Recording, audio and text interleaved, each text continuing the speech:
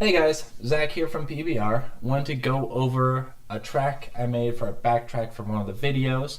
It was kind of a cool concept. I started with a bass sample from Splice, thank you Splice, and decided to make a whole song using only that bass sample. I gave myself three excuses, three exceptions to that, and they ended up being a snare, a silent patch, and a sub bass. I gave myself the exceptions because I knew I'd need the sub bass. So, moving forward, the bass loop sounds like this.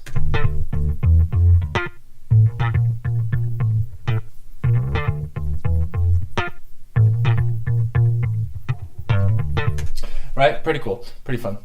So what I did was I started breaking it apart. So some of these, oops, let me solo it. So, right, and some of them I started manipulating. I went down here and I started playing with the transposition, the flux and stuff, and just started making weird little sounds. So you get sounds like, right? Moving forward, just to kind of skip around, I want to do this with a timely fashion. This is like the 10th time I've tried taking this video because I've never used a screen recording software like this before. So I made a bass rack up here full of sounds from this sample, and I'll come back to that. But so one of them needed to be a shaker. So I took this clip right here, and it has that buzz on the end. And I thought maybe that could be the shaker, so I copied, duplicated it, and then started messing with the transposition and stuff again, just kind of tweaking it, trying to get to it. I ended up cutting it out. I thought that could have been the shaker. And then at one point I accidentally played it all back, like that. I thought that kind of had a lot of rhythm to it. So I duplicated that over so I didn't lose my individual cuts. Consolidated it into one cut, and then boosted the waveform of it. So you get that, and just played some of the rest, which is fine, whatever. So there's this, which is just a warped portion of the bass loop. It kind of gave this delay on it that I kind of liked. So well, the next thing I did was, let's see. The song is kind of, not song, the backtrack rather, is in two sections. There's that section and this section. And I used this transition. I just took a clip of the bass loop and put Vocal Synth 2 from Izotope over it. Sounds like this.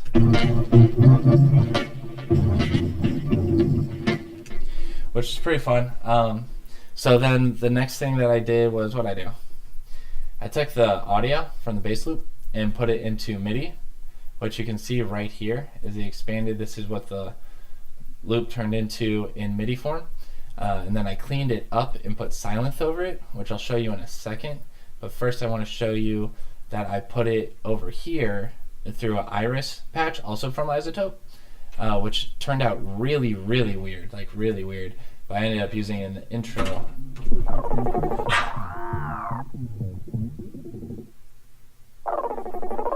Like that. So my intro ends up sounding like this.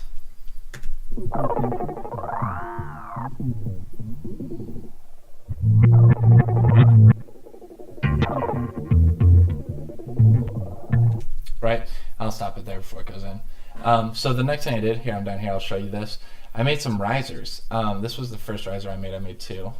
And so the first one I just took kind of a stable waveform, and I duplicated it after warping it out a little bit. It's transposed just a little, and I automated the volume up through the duplicate to give it some motion.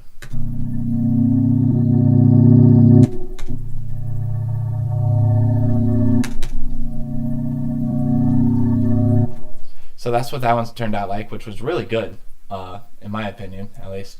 I like it. I probably could have messed with more parameters, but whatever.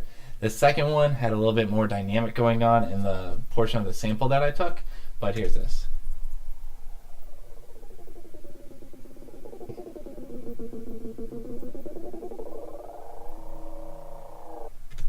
So kind of cool. Gave it a little bit of motion at least. So those are my risers, which go into the Silence patch. So I'll show you that, I guess. That's what I'll do next. Again, trying to keep this short. I've taken it like 10 times today. I've been messing with this program, the software, with this screen recording software for like a week now. Finally getting there. Anyways, here's what the riser sounds like going into the Silence.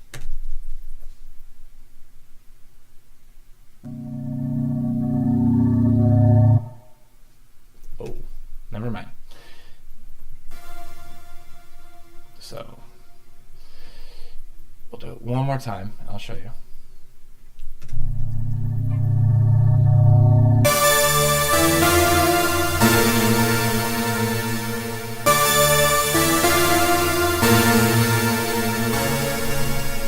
So that's that. I took the Silence, duplicated over here, and I started plugging it in through my MPK Mini, and I kind of just keyed out a couple little accent notes for the second half. This is my Cymatic sub bass that I used. Another Iris patch, I'm not even going to show you, you can just hear it later. Just more of that weird stuff. The shaker, I'll go back to this because this was kind of fun to use. I put the shaker through a send and return channel for delay to give it motion, and I automated it there, so I'll play this portion for you. But here's what it sounds like, I guess here. I'll show you the bass rack first. Sorry, I'm jumping around again, trying to do this kind of quickly.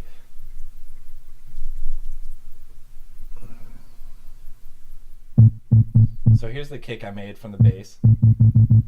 Here's the snare. I put the snare with this snare and use the volumes to make the snare for it. I really like that, but I didn't use it. I should save that for other tracks. That's what ended up being the shaker, which again is what I want to show you right here. How I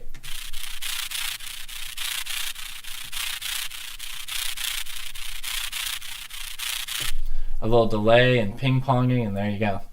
I think I used a helicopter, yeah, chopper panning on it with the delay, and that's that.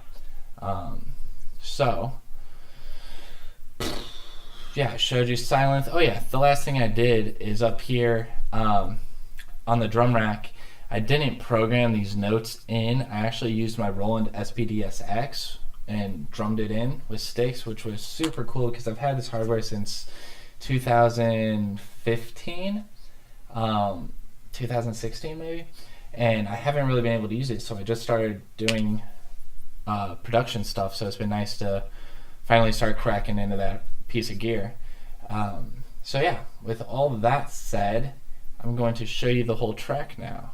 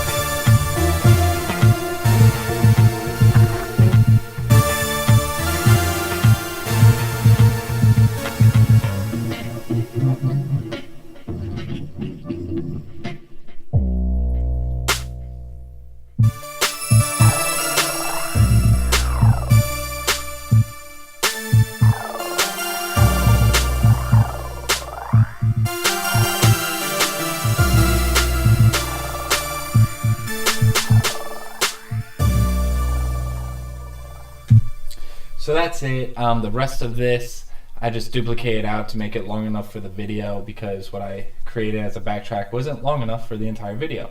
So yeah, that's it. My friends, comment below Let me know what you like, what you don't like, what I did wrong that you saw, because I am very new to the software and everything.